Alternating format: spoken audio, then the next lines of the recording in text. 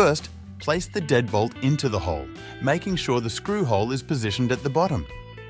This deadbolt is adjustable from 234 to 238. To adjust, hold the deadbolt faceplate firmly in place. With your other hand, rotate the latch body 180 degrees until it stops. Once properly positioned, attach the latch using the provided screws. Now, we will attach the side of the deadbolt that has the tailpiece, assembling it with the cylinder and backplate.